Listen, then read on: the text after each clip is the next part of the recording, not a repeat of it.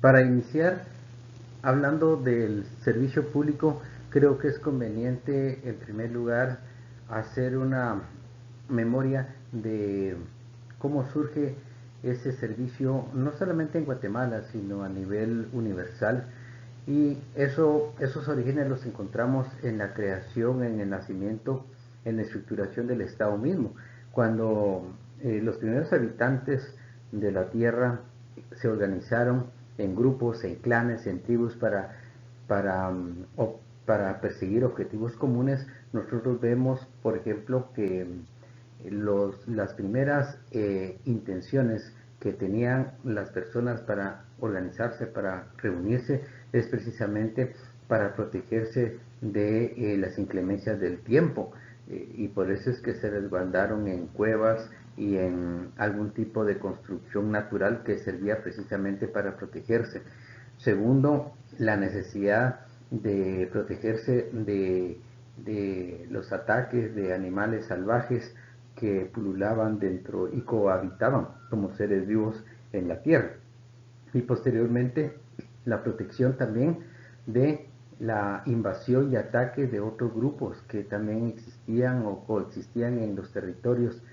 habitados, de tal forma que el objetivo era proteger tanto la vida de las personas miembros de la comunidad como también de los bienes que les servían porque eran de usos comunes. Así que se clasificaron en los bienes en bienes muy personales, privados, pero también en bienes públicos que servían precisamente para la defensa del grupo social. También hay un fenómeno que es conveniente mencionar, como el caso de la primera división natural de trabajo, que se da en esas instancias, que significa la división en trabajo para hombres y trabajo para mujeres, en donde las mujeres se les designaba el papel, de acuerdo con la comunidad, de la atención de los niños y de los quehaceres de, de la comunidad, de los grupos y también las primeras prácticas agrícolas. Luego, el trabajo de los hombres era básicamente ir a cazar e ir a, bueno, y proteger al grupo, al clan, de invasiones de otras tribus. Entonces, prácticamente aquí vemos esa división inicial mm, donde también se le daba a los hombres esa función de defensa, de gobernabilidad incluso interna dentro de los grupos sociales. También otro elemento importante y que nosotros vemos en la lámina como la construcción de de las viviendas que servía para alojar a los grupos sociales, a las familias, eran construidas de manera colectiva.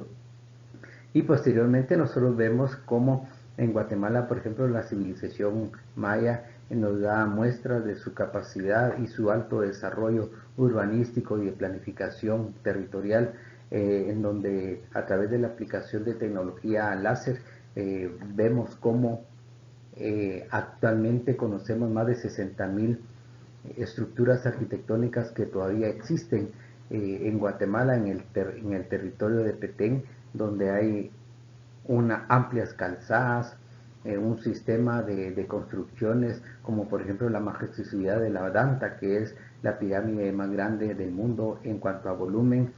y las construcciones como el Gran Templo 5, el Gran Jaguar, que además de ver la majestuosidad de la obra, nosotros estamos conscientes de que para construir esas bellezas arquitectónicas, obviamente aquí hubo una aplicación de principios administrativos, por ejemplo, la división del trabajo, la segregación de funciones, la propia planificación de las mismas. Esto significa entonces que a los mayas aplicaban precisamente los principios de la administración. Entonces, que no, eso es totalmente falso, que la invasión española significó que Guatemala, que los pueblos de Mesoamérica conocieran la civilización y se les diera a conocer la ciencia. Los mayas tenían todo un sistema científico de administración. Si no, vean ustedes lo perfecto que hay de las construcciones públicas que en ese momento, en el periodo clásico y preclásico, existen y que a través de los años siguen todavía eh, existiendo esas grandes estructuras. No digamos las obras públicas que actualmente que se tienen en Guatemala, que a los 2 o 3 meses de haberse inaugurado, que costaron cientos de millones de quetzales, están totalmente en ruina. Y eso es precisamente parte de lo importante que es conocer la génesis de la administración pública y especialmente del servicio público en Guatemala. Luego, cuando nosotros vemos, por ejemplo, lo importante que es la civilización y su comprensión en cuanto al tema de administración pública, tenemos que ver, por ejemplo, la importancia que tiene aún en nuestros días la organización del servicio público en las comunidades indígenas. Vemos, por ejemplo, las dos imágenes en donde primero está la imagen de la Municipalidad Indígena de Chichicastenango, que tiene una importancia trascendental, igual que la Junta Directiva de los 48 cantones de Totonicapán, que han prevalecido durante el tiempo, en principio de la invasión española y posteriormente el conflicto armado, que trataron de desaparecer esas figuras emblemáticas de la gobernabilidad guatemalteca. Entonces, en ese sentido, nosotros no dependemos del Estado para poder sobrevivir y existir, ya que estas organizaciones han prevalecido ancestralmente durante siglos y ahora más que nunca han demostrado esa importancia. Vemos, por ejemplo, cómo en estas desde la época prehistórica, pues en la época prehispánica y en la época colonial y en la era moderna, nosotros vemos cómo las personas que son designadas para un cargo público en estas cofradías, en estas organizaciones políticas comunitarias como los 48 cantones, las cofradías y las alcaldías indígenas, vemos nosotros cómo es un honor, un alto honor ser servicio público. Ejercer ese servicio público es un honor, es un privilegio, que incluso en esas comunidades no reciben salario, porque los dirigentes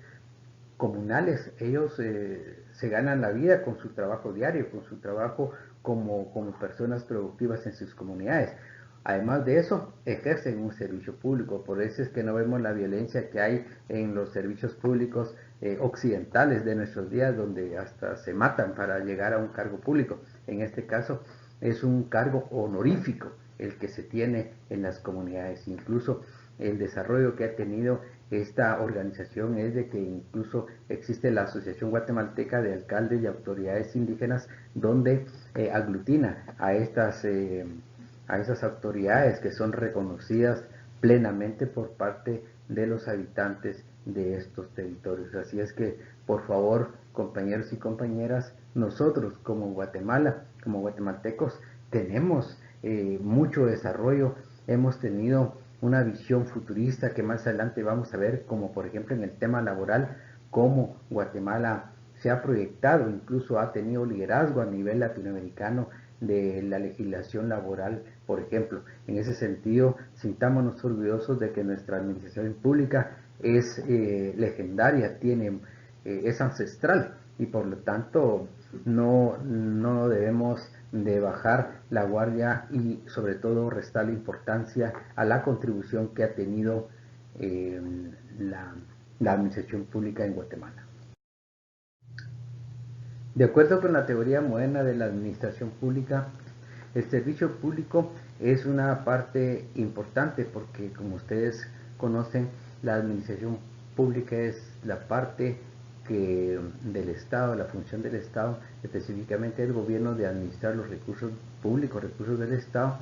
y en función de eso tiene como responsabilidad fundamental prestar servicios públicos esenciales a los habitantes del territorio, de las respectivas sociedades. Y esto depende mucho en cuanto a la intervención del Estado en la sociedad, depende mucho de la naturaleza del Estado, que de acuerdo con el contrato social suscrito entre los miembros de una determinada sociedad o un país, por ejemplo, hayan asumido esas formas de división político-administrativa de los estados. Por ejemplo, si es un estado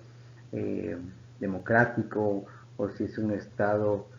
socialista, depende de esas decisiones que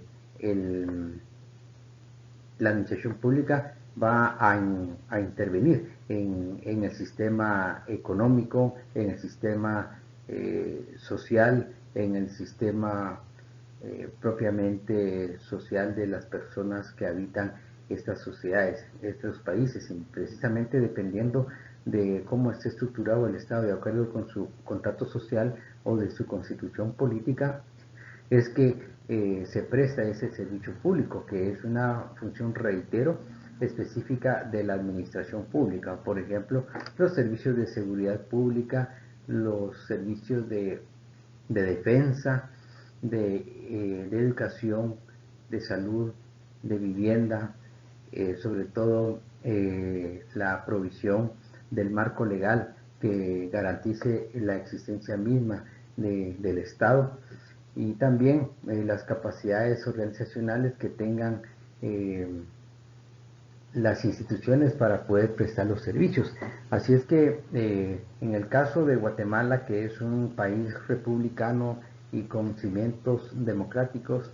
aunque sea una débil democracia, una joven democracia la que tiene Guatemala, tenemos bien designados las funciones de la administración pública y el servicio público, que se circunscribe a brindarle, a dotar al sistema económico de todos aquellos servicios que sirven de apoyo al sector productivo para que pueda generar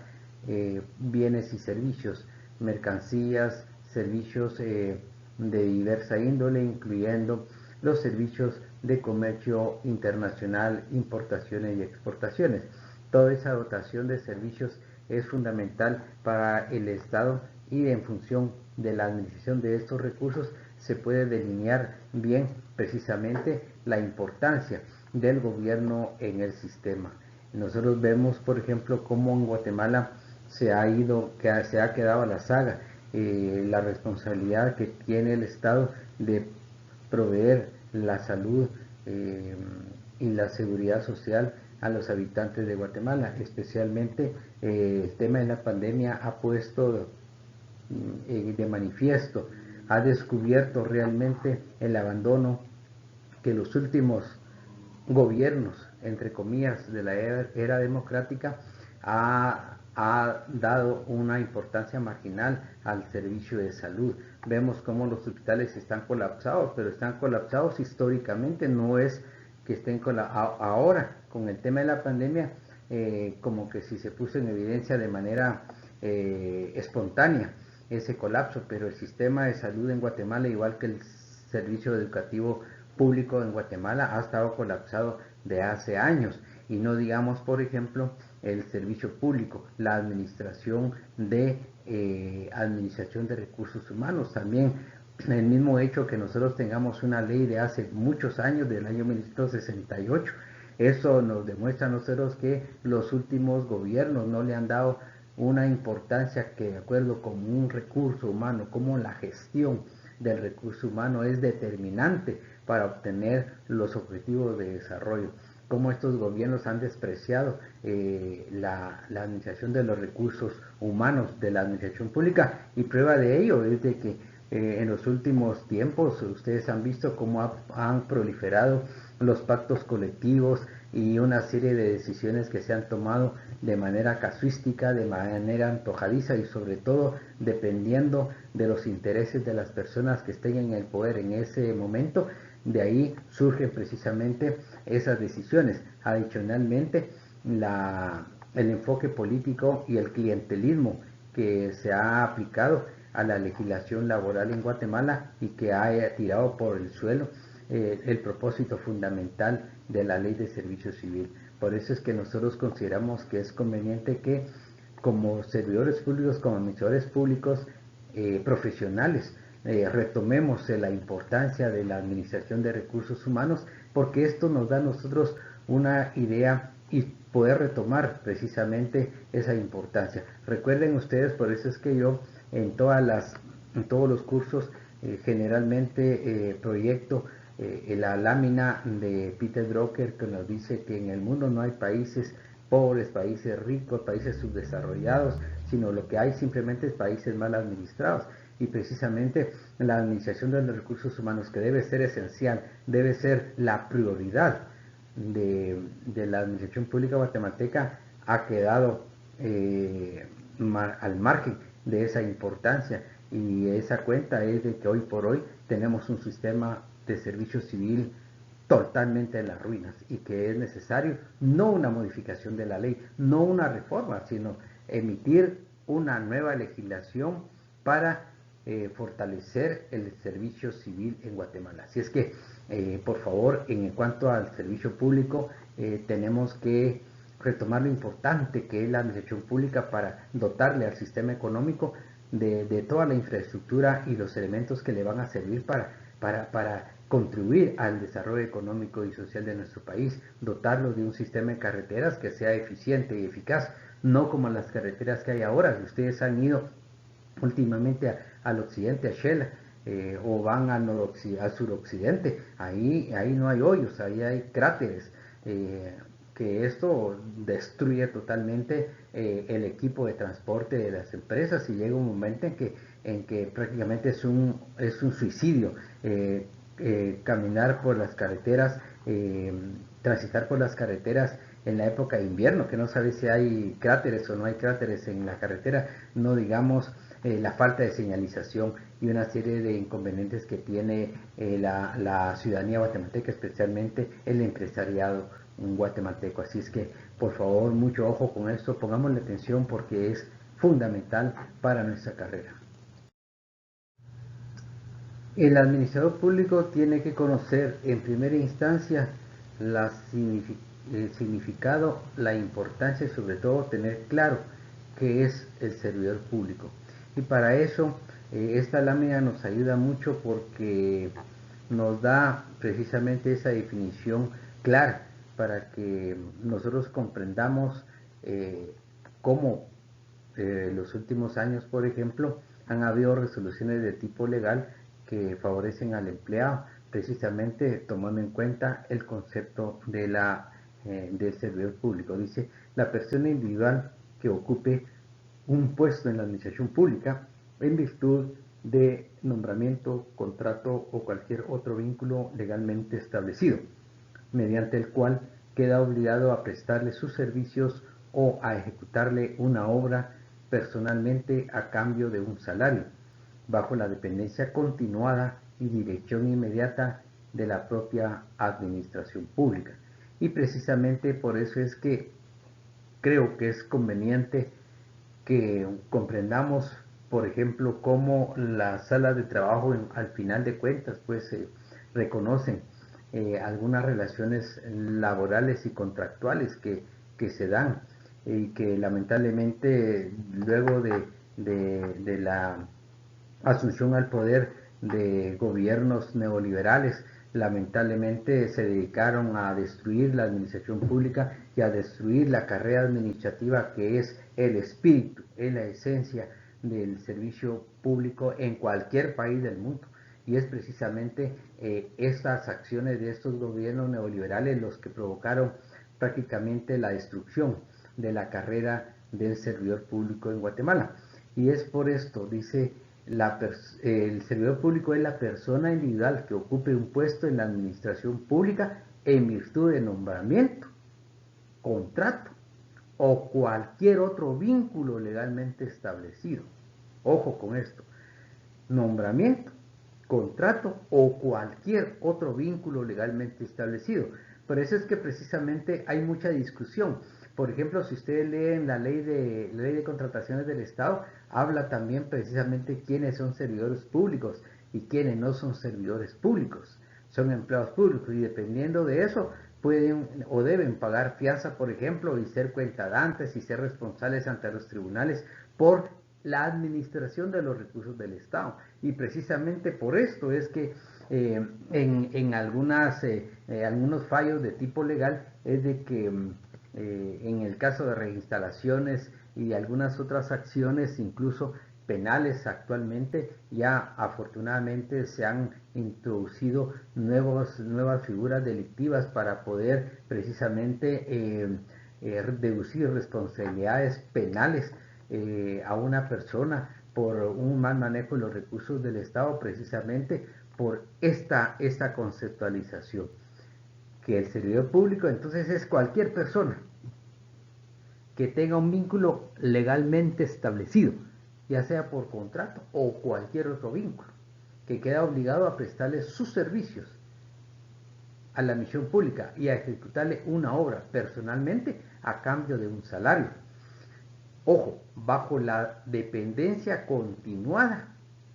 y dirección inmediata de la administración pública. Por eso es que ustedes han visto que en algunos casos los renglones 029 e incluso 189 han sido objeto de reinstalación precisamente porque lamentablemente en las últimas experiencias que he visto, por ejemplo, hay funcionarios de públicos que obligan a los 029, por ejemplo, a firmar entradas, a firmar salidas, a manejar, a firmar tarjetas de responsabilidad y una serie de acciones legales de personal que prácticamente están reconociendo que es un empleado. Por ejemplo, pagarles viáticos para comisiones al interior de la República, por ejemplo, eso está reconociendo una relación contractual. El tema de las firmas de asistencia o de marcar tarjeta, por ejemplo, o esos relojes biométricos, por ejemplo, ahí están aceptando la dependencia continuada y dirección inmediata de la propia administración pública. Entonces, por favor, compañeros, nosotros como administradores públicos no tenemos que caer en esa tentación y en esos errores, porque esto lo que ha denotado precisamente es la carencia de conocimiento en la legislación en el ámbito de la administración de recursos humanos. Entonces, esta definición claramente nos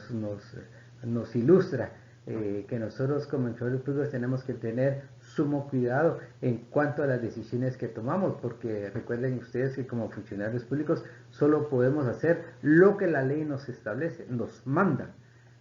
porque precisamente esa es la diferencia con un ciudadano común en donde no tiene esa atribución, esa alta responsabilidad del principio de legalidad de la administración pública, que es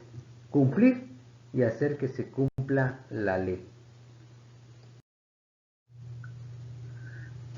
Vamos a ver ahora el servicio civil en Guatemala, y para eso en principio es conveniente que nosotros veamos y le otorguemos un reconocimiento a la legislación laboral en Guatemala, porque esta legislación es producto de las conquistas del gobierno revolucionario, del periodo revolucionario,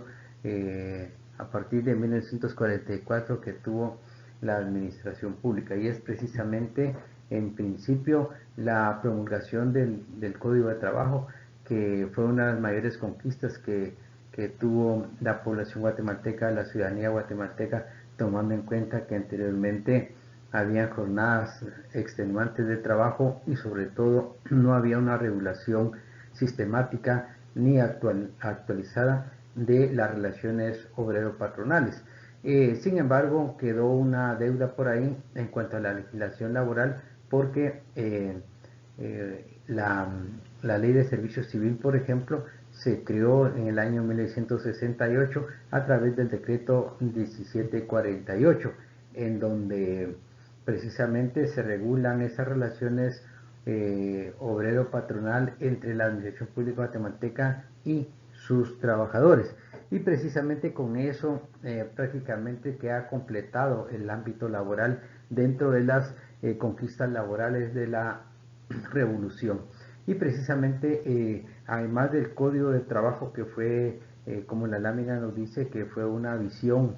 que Guatemala fue uno de los países más visionarios de aquella época de América Latina, precisamente porque además del Código de Trabajo se creó el Instituto Guatemalteco de Seguridad Social, ese sistema de seguridad social que también fue una conquista, y sobre todo la importancia, la visión que se tenía de Guatemala en esa época, una Guatemala próspera, con un desarrollo capitalista pujante, que incluso además de estas conquistas laborales también se puede mencionar, por ejemplo, en el ámbito político, que las mujeres votaran, que ellas fueran capaces de emitir su voto. Con eso se le otorgaba ciudadanía también a las mujeres, porque antes de la Revolución del 44, por ejemplo, las mujeres no votaban, por lo tanto no eran ciudadanas, eran habitantes de Guatemala, pero no eran ciudadanas, o en todo caso eran ciudadanas de segunda categoría, porque no podían ellas elegir, no tenían ellas esa capacidad de expresar su voluntad a través del sufragio, que es una de las figuras, columna vertebral de un sistema democrático, el voto, el sufragio universal. Y juntamente con estos ámbitos laborales, Guatemala se puso a la vanguardia de aquellas sociedades que no solamente tenían un régimen de seguridad social, tenían un código de trabajo, se creó el Instituto Guatemalteco de Seguridad Social de manera autónoma, se crea la Universidad de San Carlos de Guatemala como una entidad autónoma responsable de liderar el tema de la formación pública superior. Antes de la Revolución del 44, el presidente de la República era quien definía al rector de la universidad. A partir de estos derechos políticos, de esas conquistas, ya la Universidad de San Carlos tenía la posibilidad, la responsabilidad de elegir sus propias autoridades y tener la definición de su propia forma de gobierno. Entonces, esto es algo que no, por favor, no lo olvidemos, porque constituye parte de esa herencia que nos deja el periodo revolucionario. Lamentablemente, luego de la ley de servicio civil que se emitió en el año 1968, entró en vigor en el 69, ustedes pueden imaginarse que todavía sigue vigente esta ley. Estamos en el año 2020, o sea, más de 50 años de existir esta ley, y lamentablemente no ha sido reformada. A estas alturas ya no hay que reformarla, sino hacer una nueva ley de servicio civil, y no solamente la ley, el sistema de servicio civil hay que reestructurarlo totalmente. Es más, la ley debe tener su propio reglamento, y el reglamento de la ley de servicio civil, si no me equivoco, fue emitido en el año 1998. Imagínense cuánto tiempo pasó de la promulgación de la ley a la promulgación del acuerdo gubernativo que le da vida al reglamento. O sea, en Guatemala han pasado horrores jurídicos, y precisamente eso es lo que nosotros como administradores públicos tenemos que tener mucho cuidado cuando ejerzamos un cargo de esa naturaleza. Por favor, nosotros debemos ser los precursores de esos cambios que necesita la administración pública, porque al igual que otras leyes que son importantes, lamentablemente a nosotros nos han demostrado los gobiernos anteriores, y también gobiernos legislativos y gobiernos del organismo ejecutivo, que lamentablemente no les interesa la regulación de esas relaciones obrero-patronales entre la administración pública, entre el Estado de Guatemala y sus trabajadores. Por eso es que lamentablemente han surgido de una manera muy desordenada, digamos, de una manera espontánea, pactos colectivos y algunas otras formas de remuneración que lamentablemente han creado en Guatemala empleados de primera categoría y empleados de segunda categoría, precisamente porque hay un desorden en cuanto a las políticas. No, bueno, no son políticas laborales ni políticas salariales, son disposiciones arbitrarias que emiten algunos organismos para satisfacer determinados intereses. Entonces, por favor, eso tengamos mucho cuidado, de que son ámbitos que nosotros en todo momento tenemos que promover su cambio. No cabe duda que la importancia de la carrera administrativa en todo sistema económico y social, cualquier país del mundo, la carrera administrativa constituye la columna vertebral, la esencia, el espíritu de la misma prestación del servicio público, pues su existencia y vitalidad depende en buena medida el logro de los objetivos de desarrollo socioeconómico de los países. Y precisamente por eso vamos a leer detenidamente, vamos a analizar esta concepción que se tiene de carrera administrativa, porque esto nos va a permitir comprender en su justa dimensión la integralidad y lo general de de la misma. Dice, la carrera administrativa en el sector público es un sistema técnico de administración de personal que tiene por objeto garantizar la eficiencia de la administración pública y ofrecer estabilidad e igualdad de oportunidades para el acceso y el ascenso al servicio público, basado en el sistema de méritos. Veamos la primera parte. Dice, la carrera administrativa en el sector público es un sistema técnico de administración de personal que tiene por objeto garantizar la eficiencia de la administración pública. Esto, por favor, recordemos qué autor, precursor de la administración general, nos hablaba precisamente lo importante que es la productividad de la administración y por qué este autor se empeñaba en que la empresa sí, solo sí podía alcanzar ese progreso, ese crecimiento, ese auge, sí, solo sí tuviera en principio la capacidad de poder generar cambios en la misma, en su planta productiva, precisamente para obtener una mayor productividad en la misma. Recordemos a Taylor. Taylor es uno de los autores que precisamente buscaba esa alta producción en los centros productivos. Pero esta concepción nos habla precisamente de eso, pero también nos habla de que es necesario a la administración pública ofrecerle estabilidad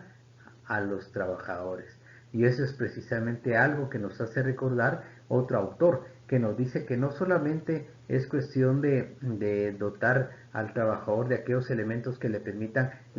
elevar la producción de la empresa, sino también hay que ofrecerle también elementos que contribuyan a esa productividad y también pensar en que el trabajador debe satisfacer sus necesidades vitales, sus necesidades de manera integral, que no solamente satisfaga sus necesidades de tipo material, sino también sus aspiraciones de tipo espiritual, esa relación de convivencia, de tal forma que esto nos recuerda a Fayol y nos recuerda a Maslow, a Robert Owen, todos aquellos autores que también se preocuparon que no únicamente era necesario buscar la productividad de la empresa, sino también dotarle, brindarle un clima organizacional adecuado al trabajador que también le permita cumplir sus sueños, sus aspiraciones. Así es que esta es una concepción muy importante, muy interesante, que al final nos dice algo también que vale la pena analizarlo. Dice, basada en el sistema de méritos. Esto quiere decir de que dependiendo del sistema que tengo yo para la captación del recurso humano, asimismo voy a tener una mayor facilidad para alcanzar los objetivos, la visión y la misión de la institución y que me contribuya a realizar, a llevar a cabo mis funciones para las cuales fue creada la misma. Así es que el sistema de méritos también es algo que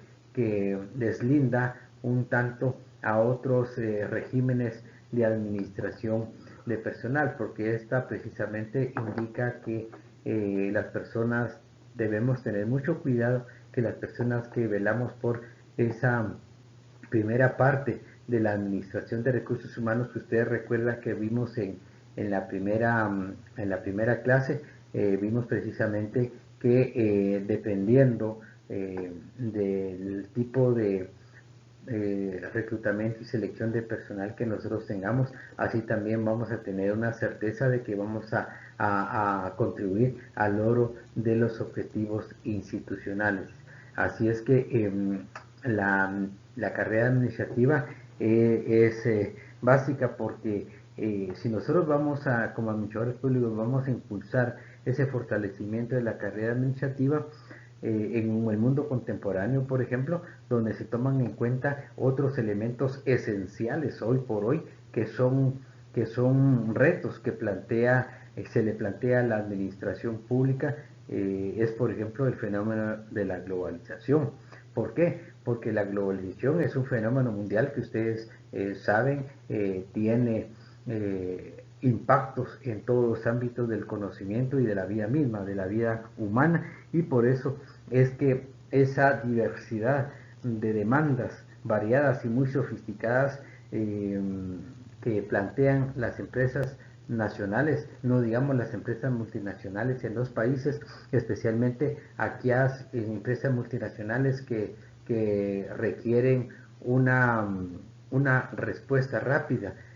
a sus demandas, es de que la administración pública tiene que reaccionar, tiene que plantearle soluciones y respuestas a las demandas de las empresas que quieren invertir en Guatemala, tanto nacionales como internacionales. Y eso lo vemos, por ejemplo, actualmente, que hay muchas instituciones, muchas empresas que han querido invertir en Guatemala, pero lamentablemente por no tener recurso humano calificado, lamentablemente han tenido que migrar a otros países, tomando en cuenta que Guatemala no les ofrece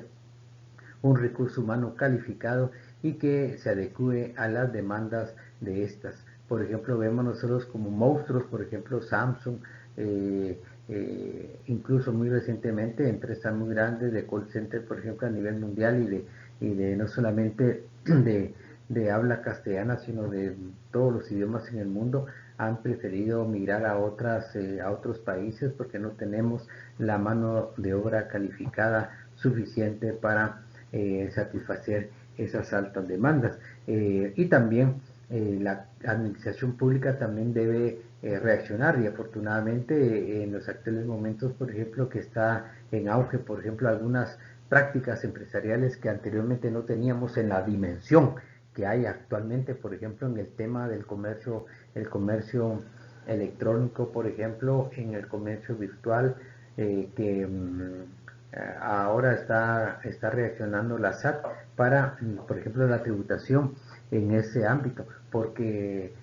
han crecido enormemente estos procesos de comercio electrónico. Estamos hablando de comercio formal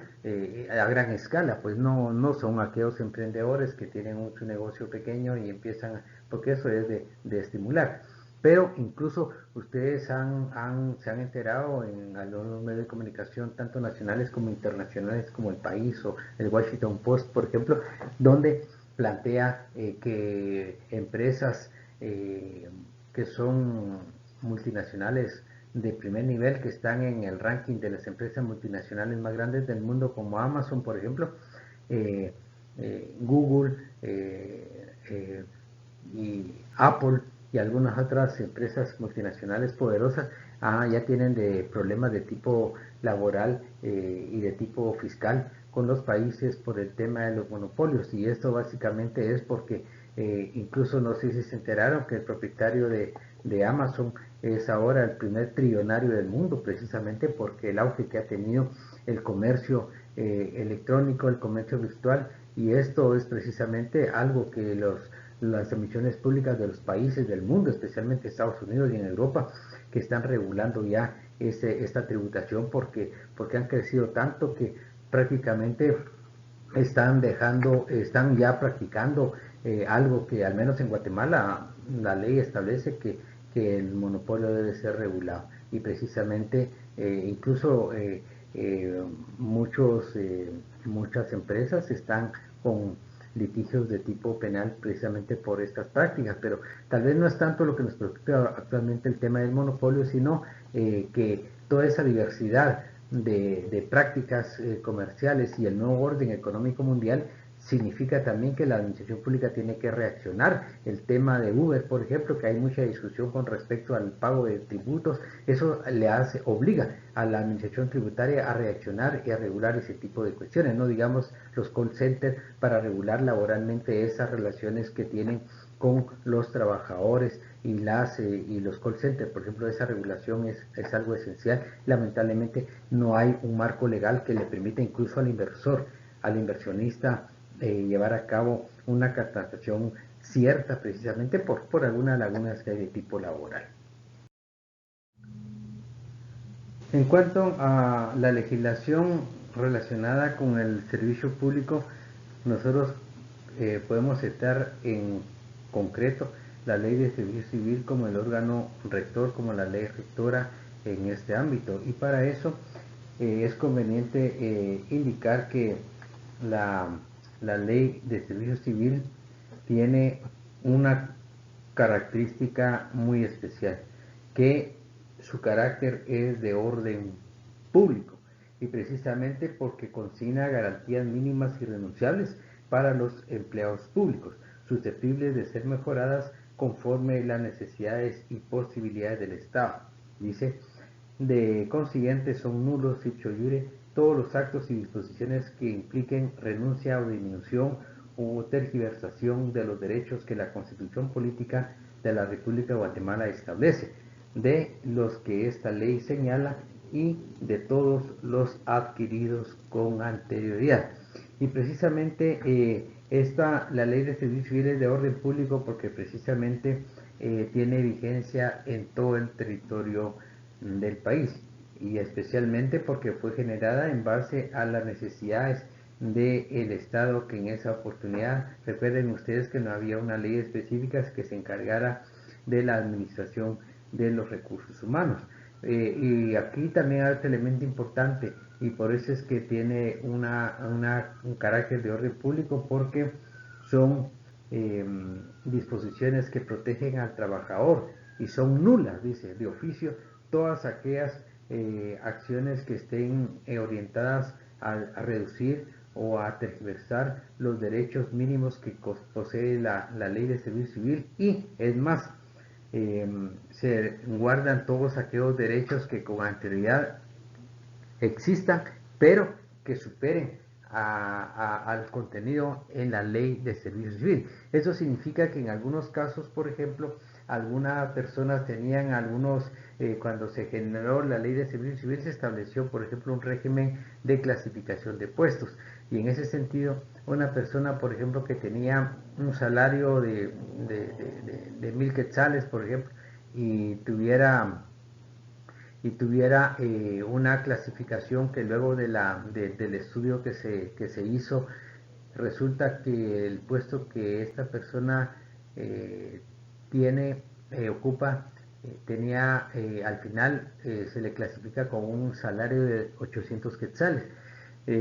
Eso significa que a la persona no se le puede reducir ese salario, aunque aunque el puesto que él ocupe con la nueva clasificación tiene un salario de menor a 1000, sino de 800. La ley establece que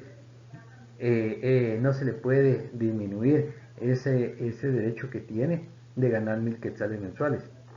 Entonces, en ese sentido, lo que se hace es de que se le asigna el salario de 800 quetzales tal como corresponde al puesto que está desempeñando, y los 200 quetzales restantes se le asignan en otro renglón presupuestario que es salario personal, con tal de no perjudicar salarialmente a la persona, porque precisamente es un derecho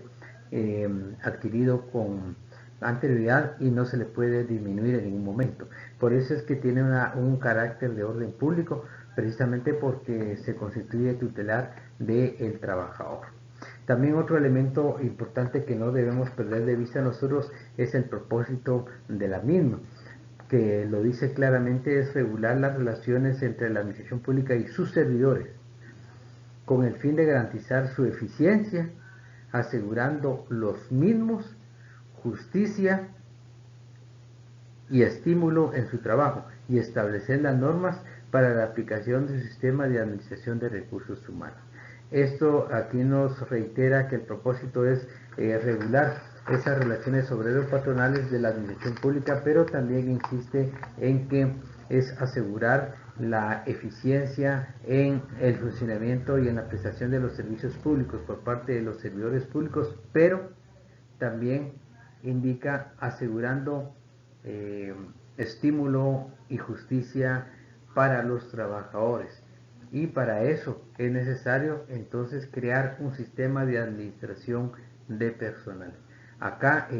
insiste en esto porque en aquella época pues no, la administración pública no carecía de una ley, en primer lugar, de orden público, pues de tipo general, y esto nos da a conocer a nosotros precisamente ese alcance que tiene la administración pública. y los principios que yo creo que es conveniente que no los perdamos de vista, porque los principios son los que le dan esa naturaleza, ese carácter de avanzada y de proveer a los legisladores, a los aplicadores de justicia y a las personas que tienen que respetar, tienen que cumplir con la ley, esos principios que les ayuda a su aplicación e interpretación. Dice, todos los ciudadanos guatemaltecos tienen derecho a optar a los cargos públicos. Los cargos deben otorgarse atendiendo únicamente a méritos de capacidad, preparación, eficiencia y honradez. Aquí insiste en el tema de la meritocracia, que es una de las razones de los vehículos más importantes para el ingreso del servicio público, pero también para el ascenso del servicio público. Por eso es que es importante que nosotros mencionemos que Guatemala ya necesita un nuevo régimen de servicio civil. No es solamente cambiar la ley, hay que cambiar otros instrumentos legales que nos ayuden a, fortalecer ese servicio civil en Guatemala. Por ejemplo, además de la ley de servicio civil, hay que crear una nueva ley, promulgar una nueva ley de salarios de la administración pública. Incluso el régimen de retiro, que es la ley de clases pasivas civiles del Estado, que también producto de la propia dinámica de la administración pública y sobre todo el valor de la moneda y esos efectos que provoca la devaluación de las monedas en Guatemala y los fenómenos de inflación, fenómenos de tipo económico que dañan mucho la capacidad de pago, el poder adquisitivo de los trabajadores y de sus salarios y de sus pensiones. Por eso es que además de eso se necesita de otras disposiciones legales que al menos garanticen el desarrollo de la persona, no solamente pensar en la productividad de la administración propiamente, sino también en la equidad, también en los regímenes laborales de los trabajadores, por ejemplo los salarios, porque en Guatemala, como dije en un principio, en Guatemala hay empleados públicos de primera, segunda y tercera categoría, y eso no debe suceder donde un conserje gana determinada cantidad de dinero en tal institución y determinado salario en otra institución, o un analista de presupuesto que no necesita tener un título unitario, mientras que en otra institución sí le exigen eso con los mismos salarios. O sea, hay un desorden de tipo generalizado, y eso es precisamente por carecer de un marco legal adecuado a nuestra realidad y sobre todo alineado a los intereses de la administración pública y de los trabajadores. También otro principio es que el sistema debe fomentar la eficiencia de la administración pública y garantizar a los servidores para el ejercicio y defensa de sus derechos. También es una instancia tutelar. Los puestos de la administración pública deben adjudicarse con base a la capacidad, preparación y honradez de los aspirantes. Por lo tanto, es necesario establecer un procedimiento por oposición para los ordenamientos de los mismos, instituyendo la carrera administrativa. Y precisamente esta parte es lo que a nosotros nos satisface, porque afortunadamente en estos últimos meses se creó la dirección de la carrera administrativa en la Oficina Nacional de Servicio Civil, porque precisamente vieron la importancia, la demanda que tenía ponerle un análisis a la carrera administrativa, porque precisamente ese departamento pues se creó con el objetivo de garantizar precisamente la existencia, la institucionalidad de una carrera administrativa. Otro principio esencial de la ley de servicio civil es este principio, que este es un principio para todo el ámbito laboral en todo el mundo. Dice, a igual trabajo prestado en igualdad de condiciones, eficiencia y antigüedad, corresponderá a igual salario. Y eso es precisamente algo que nosotros vemos en la administración. Lo que les decía hace un momento, que lamentablemente hay profesionales. En cuanto a los órganos directores del servicio civil en Guatemala, vamos a describirlos y explicar brevemente cada uno de ellos. Primero es el presidente de la República, que constituye la máxima autoridad del servicio civil guatemalteco, y es precisamente por estamos en un régimen presidencialista y porque también la ley de servicio civil está como su cobertura, su alcance, el organismo ejecutivo, porque por ser un Estado republicano existe la ley de servicio civil del organismo legislativo y la ley de servicio civil del organismo judicial. Entonces, el presidente de la República es la autoridad máxima del servicio civil, precisamente tomando en cuenta su carácter republicano. También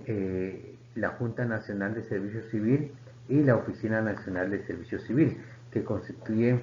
estos órganos que sirven precisamente para darle vida y regular conjuntamente con la aplicación de la ley, su reglamento y la legislación colateral, precisamente darle certeza jurídica a la administración de los recursos humanos. En cuanto a la Junta Nacional de Servicio Civil, esta está integrada por 3 personas, 3 miembros titulares y 2 suplentes designados por el presidente de la República para un periodo de 3 años, y solo pueden ser removidos por causas y en la forma establecida en la ley, precisamente porque estamos en un régimen de servicio civil y también hay un procedimiento para la integración de la misma. En cuanto a la Oficina Nacional de Servicio Civil, creo que es conveniente que nosotros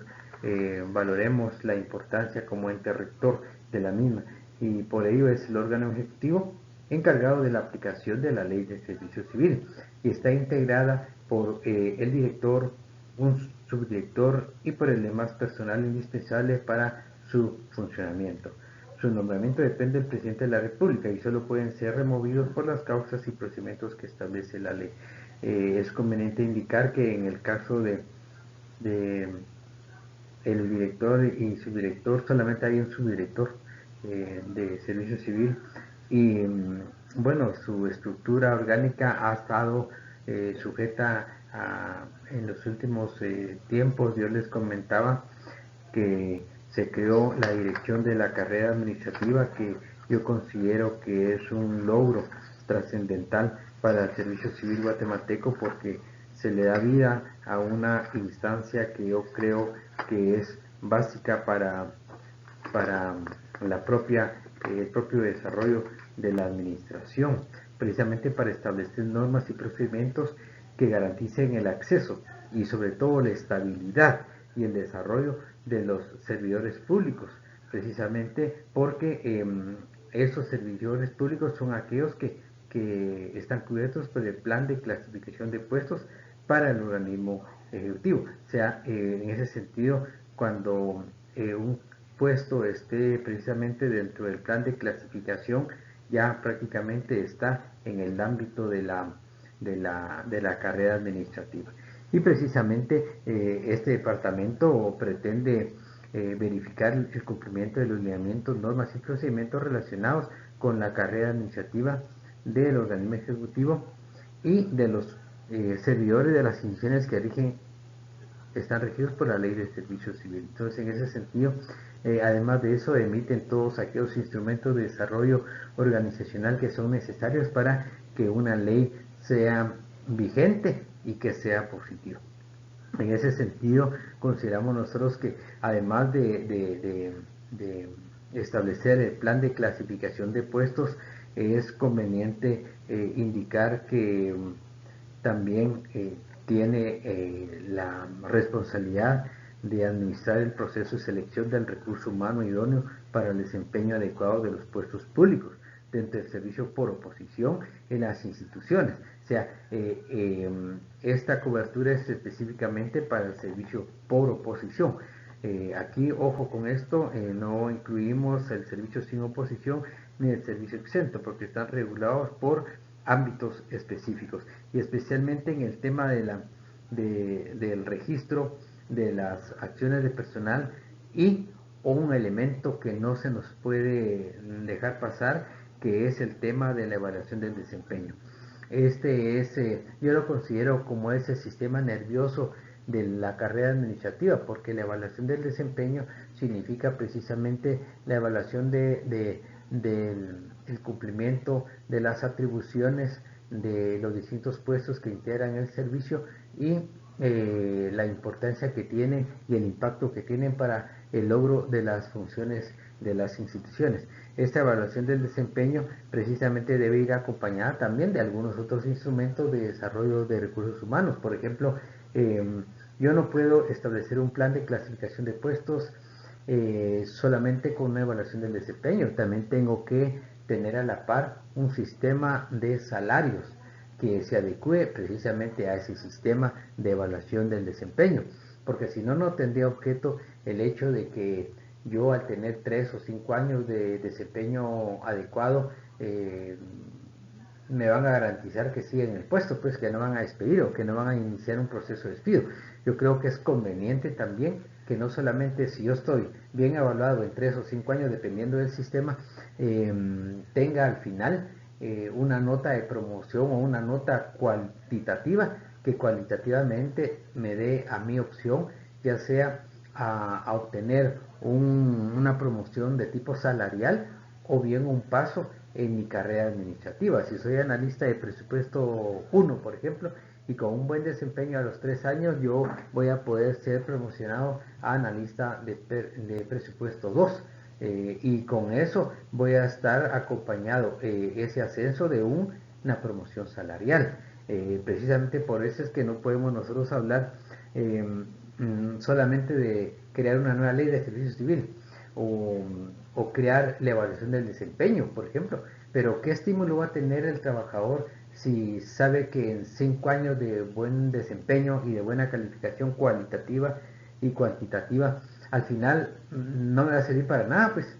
yo necesito tener un estímulo también cuantitativo, que sería una promoción salarial. Pero si no voy a tener un sistema de salarios que esté alineada al sistema de evaluación del desempeño que forma parte de la carrera administrativa, yo no voy a tener ningún estímulo. Entonces, como que si vamos a crear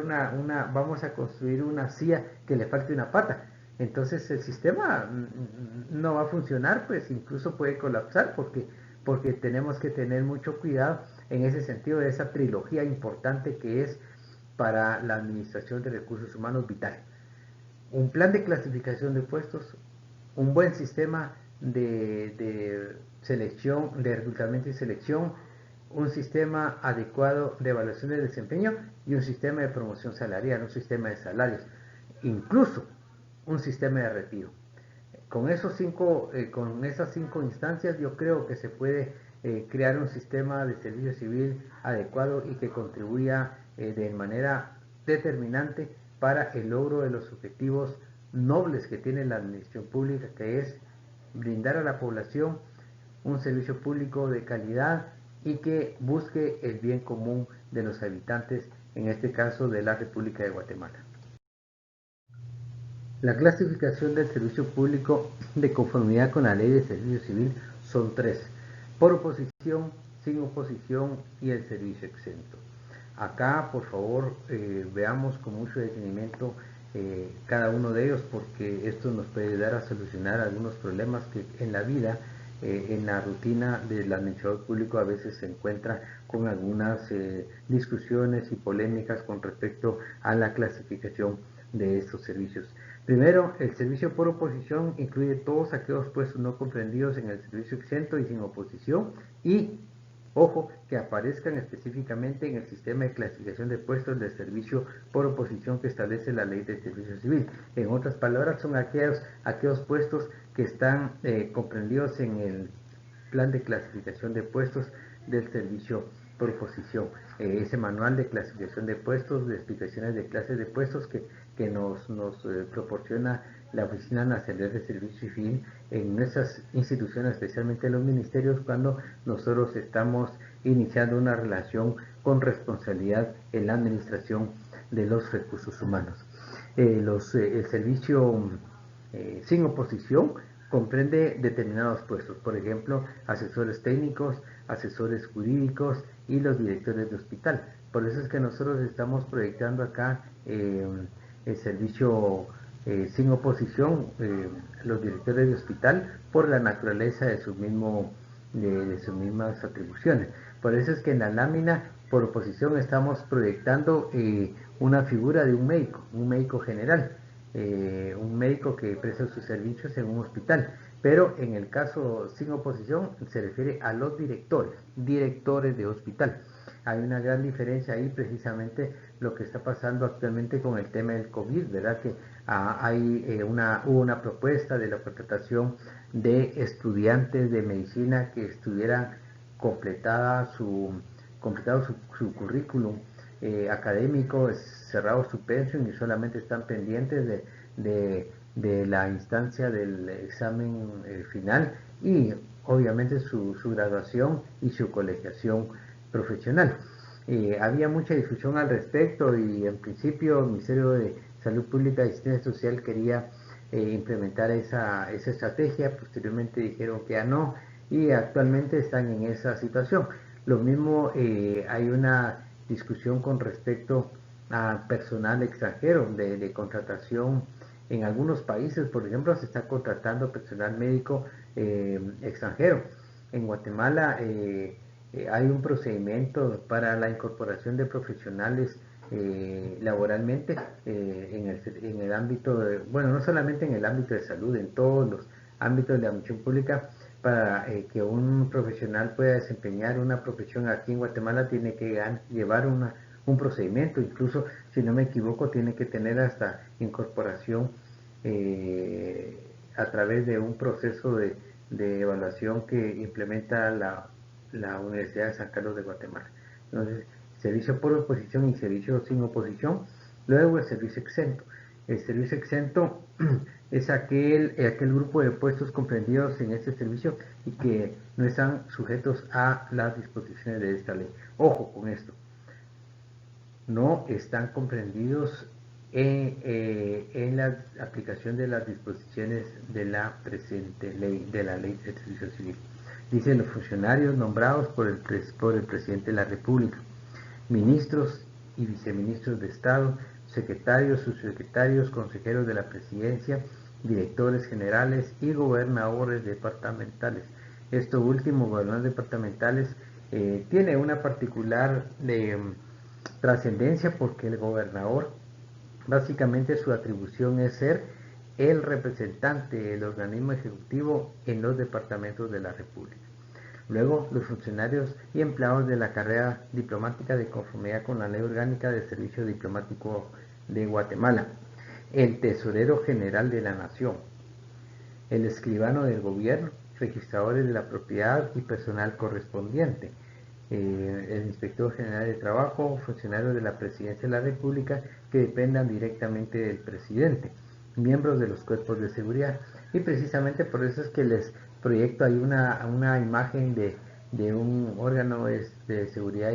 ciudadana, como en este caso la Policía Nacional Civil, porque esos puestos de policía, de agentes de seguridad, están dentro del servicio exento, ¿verdad? También otros cargos que están en esta clasificación es las personas que sean contratadas para prestar servicios interinos, ocasionales o por tiempo limitado por contratación especial. Esto es para las personas que por alguna razón son contratados, por ejemplo, para algunas épocas del año, dependiendo de las características y necesidades del servicio. Empleados de la Secretaría de la Presidencia de la República, no más de 10 funcionarios o empleados públicos en cada ministerio de Estado cuyas funciones sean clasificadas de confianza por los titulares correspondientes y personas que desempeñen cargos ad honorem. Vea, este tema de los funcionarios que desempeñen cargos ad honorem, eso generalmente se da en el ámbito diplomático. Aquí hay algunos cónsules que están desempeñando ese cargo en el exterior, pero que son ad honorem, que no tienen ninguna figura salarial en la prestación del servicio. Pero lo que yo quiero, por favor, que tomemos en cuenta esto que dice no más de 10 funcionarios o servidores públicos en cada ministerio de Estado. Ojo, dice en cada ministerio de Estado. Lamentablemente, por esa desorganización, ese relajo que han estimulado los gobiernos anteriores, no sé qué va a pasar con este gobierno, pero eh, la ley dice claramente, puestos en cada ministerio de Estado. Sin embargo, hay instituciones,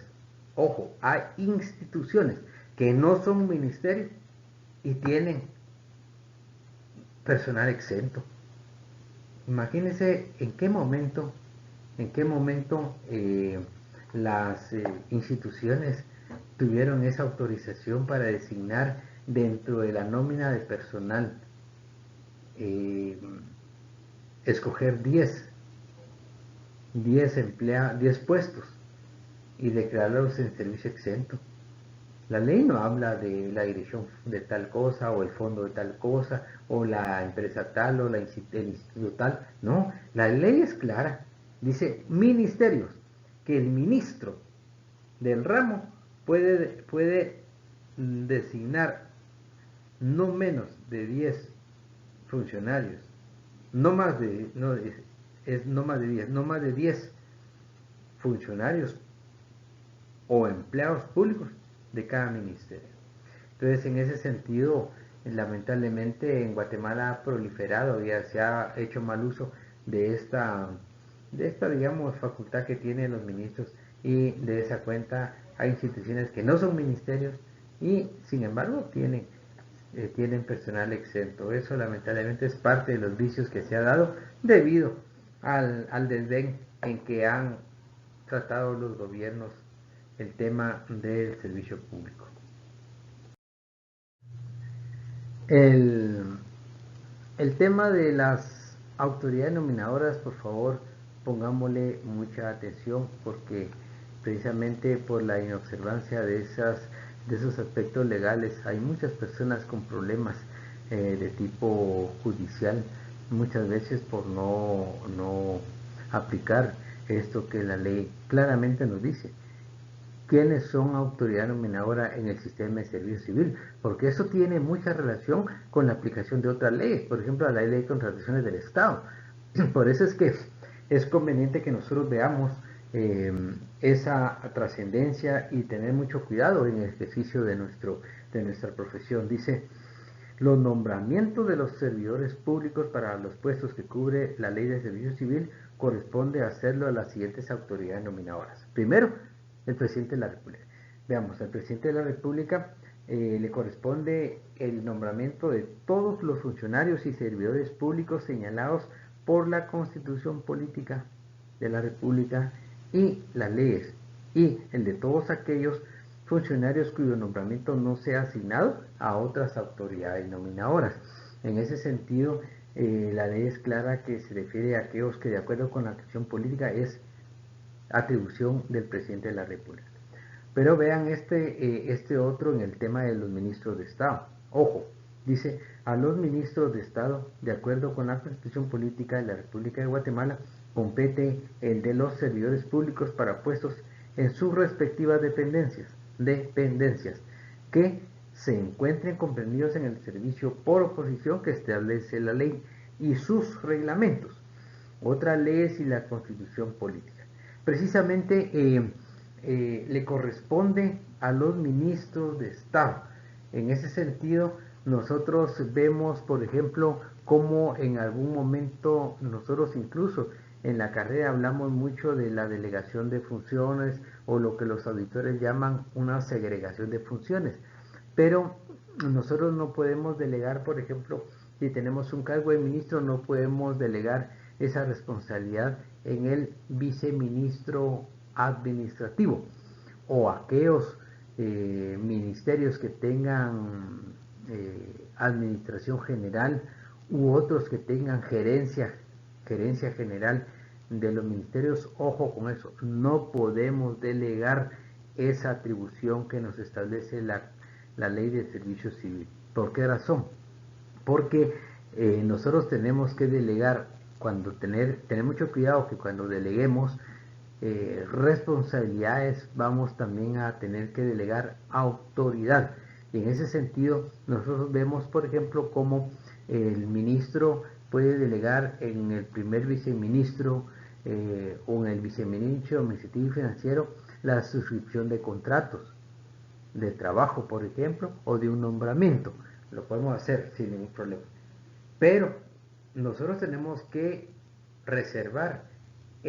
la decisión final, que básicamente es la facultad de la autoridad denominadora. ¿Y cómo lo hacemos? Si nosotros ya delegamos con acuerdo ministerial que el viceministro administrativo firme los contratos de trabajo, por ejemplo, ¿cómo vamos a reservar el derecho de tomar la última palabra? A través de la emisión de un acuerdo ministerial, en donde nosotros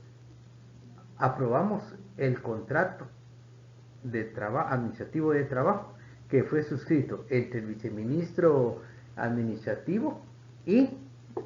la persona natural que se relaciona al contrato. Así es que esa es precisamente la facultad que se guarda la autoridad denominadora de tomar la última palabra, y precisamente porque tiene que estar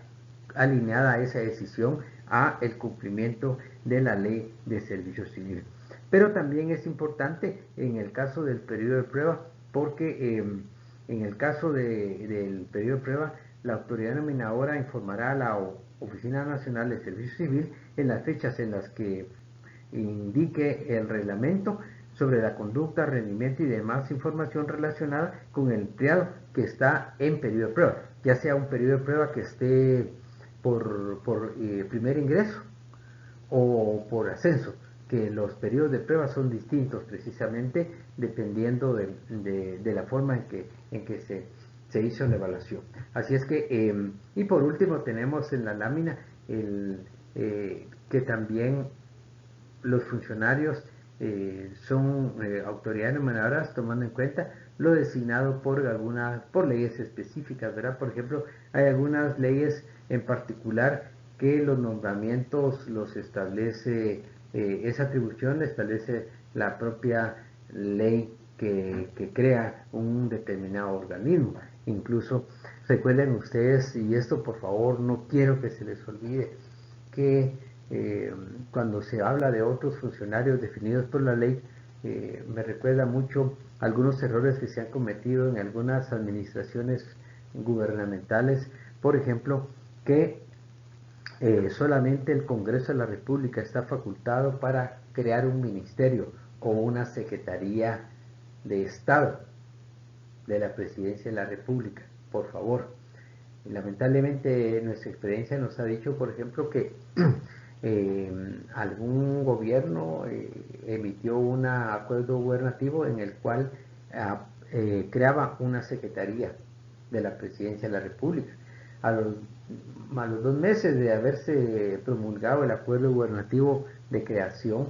de una secretaría, inmediatamente hubo un recurso y fue derogado ese acuerdo gubernativo por sentencia de la Corte de Constitucionalidad, porque no puede crearse un ministerio ni una secretaría de Estado por un acuerdo gubernativo. En este caso tiene que ser a través de una ley que esté emitida por el Congreso de la República. Pero en este caso, si es una secretaría o un ministerio, debe ser a través de una modificación, de una reforma a la ley del organismo ejecutivo, en donde se define la estructura y funcionamiento de la administración pública guatemalteca, donde están los distintos ministerios creados. Y si se quiere crear un nuevo ministerio, tenemos que modificar la ley orgánica del organismo ejecutivo. Lo mismo puede pasar en el caso de una secretaría de la presidencia. Y en esta misma ley es donde se define los nombramientos de las personas, de los funcionarios, y precisamente en esta reforma se define claramente la autoridad nominadora. Pero en este caso, si es un ministerio de Estado, ojo, tiene que seguir siendo el ministro del ramo correspondiente. Y también yo les recuerdo el tema del personal exento, porque lamentablemente esto ha dado lugar a que haya una serie de disposiciones que están atentando contra la propia ley de servicio civil y prácticamente no ha habido ninguna reacción de algún ente encargado de aplicar la ley. Así es que esto sería, compañeros y compañeras, el contenido de esta segunda clase relacionada con el servicio público. Ustedes están viendo la importancia que es para la administración pública el tema de la administración de los recursos humanos. Y en la tercera exposición vamos a abordar un tema por demás no solamente importante estructuralmente, sino coyunturalmente, porque es el tema de salud y seguridad ocupacional. Así que muchas gracias y pasaríamos la próxima semana a abordar el tema de salud y seguridad ocupacional.